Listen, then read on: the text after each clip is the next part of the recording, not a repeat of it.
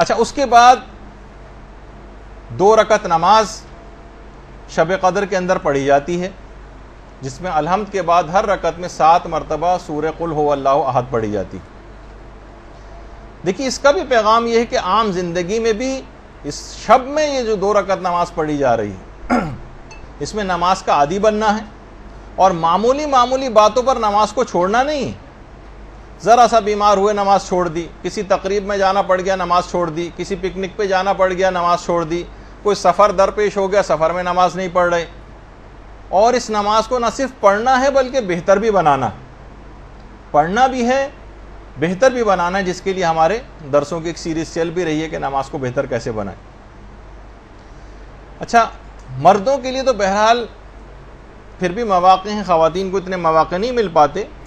لیکن مسلمانوں کی بہت سی روایات کے اندر ایک بات یہ بھی آئی ہے کہ شب قدر کا ایک حصہ ان لوگوں کو بھی مل جاتا ہے عام دنوں میں بھی، جو مغرب و عشاء کی نمازیں جماعت سے مسجد کے اندر جا کر پڑھتے ہیں۔ البتہ وہ افراد کہ جو بے نمازی ہیں یا گھنٹے دار قسم کے نمازی ہیں، وہ اس رات کی،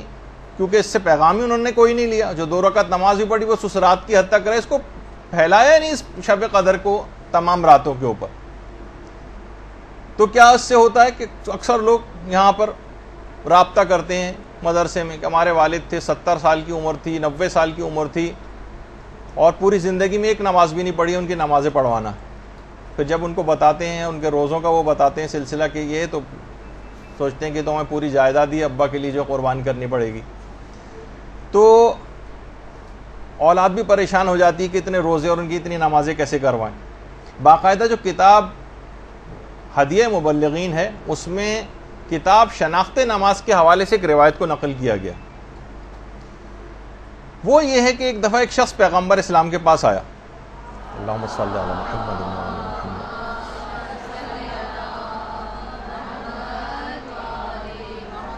کہنے لگا یا رسول اللہ، میں بہت مالدار شخص تھا،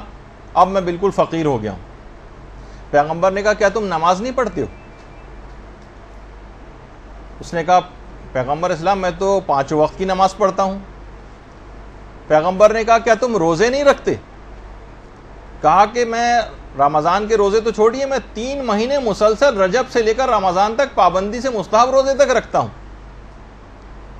پیغمبر اسلام تعجب میں پڑ گئے کہ ایسا کون سا اس نے گناہ کیا کہ اس کے مال سے برکت ختم ہو گئی۔ اس وقت جبریل امین نازل ہوئے اور کہا کہ یا رسول اللہ، خدا درود و سلام آپ کے اوپر بھیجتا ہے، اللہم صلی علی محمد وعلی محمد،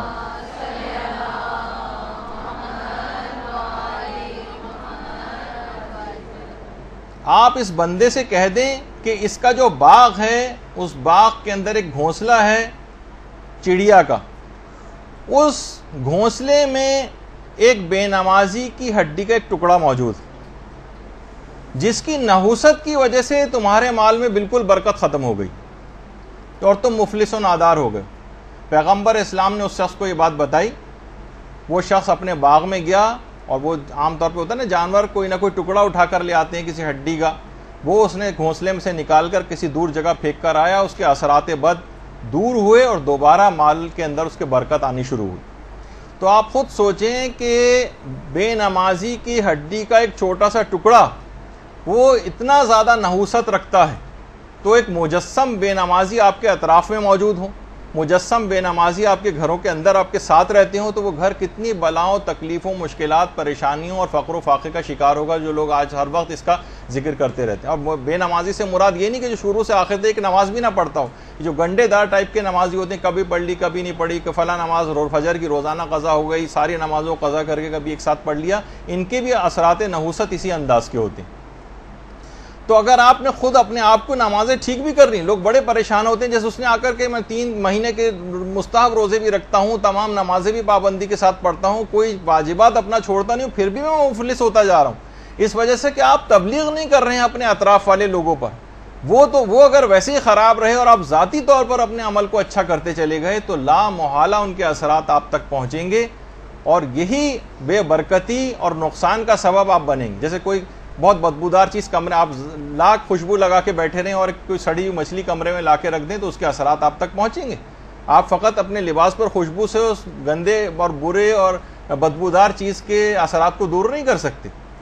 تو بہت ضرورت اس بات کی، جب ہی ہم بار بار اس بات کو کہتے ہیں کہ تبلیغات کے اندر آپ اپنے آپ کو بھی، اگر آپ کو ٹھیک کرنا ہے اپنے حال کو بھی، تب بھی آپ کو تبلیغ کرنا پڑے گی، ورنہ دوسرے جو خراب ہوتے چلے جائیں گے آپ کے تبلیغ نہ کرنے کے نتیجے میں، اس سے آپ بھی متاثر ہوئے بغیر نہیں رہ سکتی۔ اور تو اس نماز کا ایک حق ہے شب قدر میں، اس کی تبلیغ کریں، لوگ اس کو پڑھنا شروع کریں اور مسائل فقہ کے تحت صحیح طور پر نماز پڑھنا شروع کریں، اور نماز کو بہتر سے بہتر بنانے کے لیے اب اقدامات شروع کریں، اور اس شب میں اس کا حق ادا کرنے کی آپ نیت کریں، اور پھر پورا سال اس سلسلے میں کام بھی کریں۔ اور اگر کوئی شخص فقط پوری زندگی بھی اس نماز کے موضوع کی تبلیغ پہ لگا دے تو اس نے ایک بہت بڑا کارنامہ جو ہے وہ انجام دے دیا۔ دیکھیے، اس 2 رکعت نماز شب قدر جو آپ پڑھیں گی، اور اس کے ساتھ ساتھ آپ کو نماز شب بھی پڑھنا ہے اسی رات کو، یہ بھی نماز کی کنٹینیوشن ایک ہی رات میں جو آپ کو نمازیں پڑھنی ہیں، اس میں ایک تو نماز واجب نماز ہے جو آپ کو مغرب عشاء کی پڑھنی ہے، اس کے بعد یہ 2 رکعت نماز شب قدر ہے، اور اسی رات آپ کو نماز شب کے پابندی کی بھی نیت کرنی۔ اس سے بہتر کون سی رات آئے گی جب آپ اس بات کا عہد کریں گی کہ اب مجھ سے نماز شب نہیں چھوٹنی چاہیے؟ جو بالکل مبتدی ہیں، جب تک بالکل نہیں پڑھتے ہیں، میں ریکمینڈ کروں گا کہ وہ 1 مہینے تک فقط ایک رکعت نماز شب سے ابتدا کریں۔ جب وہ مکمل پابندی کے ساتھ کم سے کم 1 مہینے تک ایک رکعت پڑھ لیں گی تو پھر وہ 3 رکعت پہ چلی جائیں،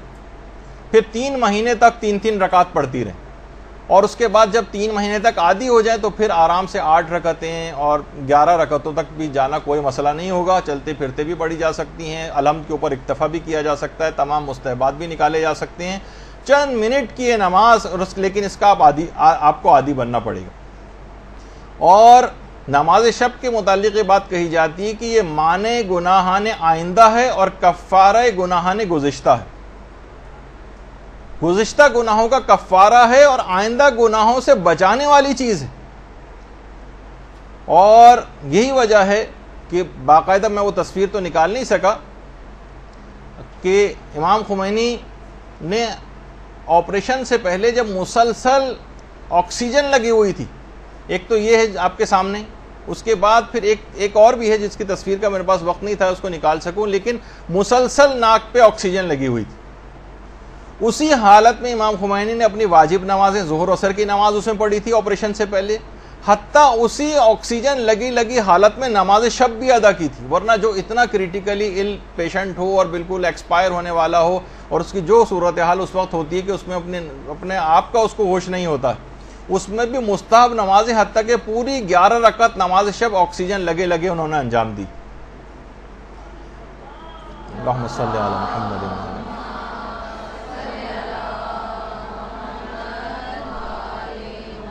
کیسے چھوڑ دیتے اس نماز کو جس کے لیے ان شب قدروں میں عہد و پیمان کیا ہوا تھا؟ صاحب ارادہ تھے، ہماری طرح تو نہیں تھے کہ ذرا سی ہاتھ کے اوپر اگر ڈرپ لگ جائے تو ہم اس کو چھوڑ دیتے ہیں۔ امام خمینی کی حد تک تو ہے ہی بات، لیکن آیت اللہ یہ بھی کچھ عرصے پہلے ان کی بھی تصاویر وغیرہ اس انداز سے آئیں گی۔ ظاہر ہے کہ علماء، امام خمینی کی تو ایک الگ ہی شخصیت تھی کہ ان کو ایک چیز فلم بنائی جا رہی تھی ان کی، تاکہ ان کی شخصیت ایک رہبر کبیر ہونے کے حوالے سے تھی، لیکن دیگر ہمارے مراجع وہ بھی اسی طرح سے عمل کرتے ہیں، تمام مستحبات کے ساتھ عمل ہوتا ہے کہ کس طریقے سے نمازی، اور ان کا بھی یہی طریقہ کار ہے۔ اور خود آپ دیکھیں کہ واقعی شب قدروں میں یہ جو اعمال ہیں اور جو نمازیں بھی ہیں، یہ خود یہ جو قوم آپ کے سامنے ہے جو تمام ظالموں سے اکیلی اور تنہا مقابلہ کر رہی ہے، وہ کس طرح سے ان کے اندر یہ کیفیت پیدا ہوئی۔ دیکھیں وہاں پہ جو بیمار ہیں، بیمار ہاسپٹلس کے اندر، اب کچھ تصاویر میں آپ کو دکھاؤں گا، اس سے ان لوگوں کا اندازہ ہوگا کہ کتنی ایمانی جذبہ اور اپنے آپ سے ان کا موازنہ کرتی جائیے گا کہ ہم معمولی سی چیزوں میں ڈرپ لگ گئی تو نمازیں چھوڑ دیتے ہیں، ہاتھوں میں کینیولا لگ گیا نمازیں چھوڑ دیتے ہیں، اسپتال میں داخل ہونا پڑ گیا، مریض تو چھوڑیے لواحقین تک نماز چھوڑ دیتے ہیں کہ کیسے یہاں پر نجاست ہے اور فلاں ہے اور کیا چیز ہے۔ اب آپ دیکھیے ان لوگوں کی حالت، کہ وہاں پہ اعمال شب قدر کے لیے مریض تک بستر پہ لیٹ کر اعمال شب قدر جو ہے وہ انجام دے رہے ہیں. جو لواحقین ان کے ساتھ بیٹھے ہوں بجائے کہ فضولیات وقت ضائع کرنے کے ٹی وی دیکھنے کے وہ اس کے اندر مشغول ہیں. آپ خود سوچیں کہ ایمانی یعنی کسی بھی جگہ ہونا معنی نہیں ان کے لیے ہوتا ہے کہ وہ جو ہے اس رات کو عبادت جو ہے وہ انجام نہ دیں. حتیٰ کہ جو اتنے قریب المرگ ہیں ان تک کو جو ہے عمل قرآن وغیرہ کروایا جا رہا ہے، اہمیت سے آگاہ ہیں. اور خود پیرامیڈیکل اسٹاف اور ڈاکٹر حضرات بھی بیٹھ کے کرتے ہیں اعمال اسی طریقے سے. یا جو جہاز میں ہیں اور شب قدر گزارنی پڑ رہی ہے تو باقاعدہ ایک کونے میں بیٹھ کے لوگ باقاعدہ اپنے اعمال شب قدر تک انجام جو ہے وہ دیتے ہیں. یہ نہیں سوچتے کہ ہم تو سفر میں ہیں. مثلا جو لواحقین ہیں مریضوں کے، وہ مریضوں کے لیے بھی اور وہیں پہ بیٹھ کر اپنی جو ہے عبادتوں کو جو ہے وہ انجام دے رہے ہیں. کتنی خواتین اس طرح سے ہیں بالکل قریب المرگ عزیز ان کے موجود ہیں، ان کے جو سرہانے جو ہے وہ بیٹھی ہوئی خواتین ہیں. خود مریض حضرات بھی یہ دیکھیے کہ باقاعدہ، ظاہر ہے کہ سب مریض تو اس طرح سے اسپتال میں نہیں ہوتے نا کہ کچھ بھی نہ کر سکیں، وہ بات بھی کر سکتے ہیں، کچھ چیز پڑھ بھی سکتے ہیں، تو وہ کیوں اپنے وقت کو جو ضائع کریں، وہ اس کو اس طور پر کام میں لے کر آتے ہیں. تو یہاں پہ بھی جو مریض ہیں ان کو کوشش کرنی چاہیے، ان کو چیزیں پڑھ سکتے ہو تو آپ پڑھنے کو ان کو چیزیں دیں. اور جو لواحقین ہیں وہ بھی وہیں بیٹھ کر مریض کی صحت یابی کی، حتیٰ کہ جو بالکل مرض موت میں بس اب انتقال ہوا کہ تب انتقال ہو، ان کو بھی عمل قرآن وغیرہ وہاں پر کروائے جاتے ہیں اور ان کی طرف سے لوگ جو ہے وہ کرتے ہیں. اور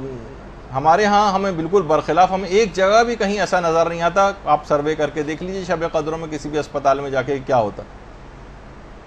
مریض خود اپنے بستروں میں بیٹھ کر وہ جو کھانے کی جو ایک ٹیبل ہوتی ہے اس پہ رکھ کر قبلہ رخ ہو کر، اگر قبلہ جو ہے وہ بالکل ان کے پشت کی طرف ہے بیڈ کی، تو وہ پورا مڑ کر اور کوشش کرتے ہیں کہ ہم ان اعمال کو اس رات کے اندر جو ہے انجام دیں. جو ریسیپشنسٹ ہوتے ہیں، جو کچھ ہوتے ہیں، وہیں پہ بیٹھ کر جتنا ممکن ہو ان کے لیے دعائیں وغیرہ پڑھنا، وہ دعائیں پڑھتے ہیں. بہت سی خواتین اس طرح انداز کی ہیں اور بہت سے مریض کے آکسیجن لگی ہوئی ہے، لیکن پھر بھی اس رات کو بہترین طریقے سے گزارنے والا ایک عمل جو ہے وہ انجام دیا جاتا ہے. بس آپ کو دکھانے کے حوالے تک ایک تشویق ہو، ایک ترغیب ہو اور معنی نہ سمجھا جائے. مریضوں کو بھی یہ تمام چیزیں وہاں پر مہیا کریں، جو کر سکتے ہیں وہ خود کریں، ورنہ ان کے لواحقین اس کو انجام دیں. برحمتك يا أرحم الراحمين وصلى الله على محمد وآله الطاهرين.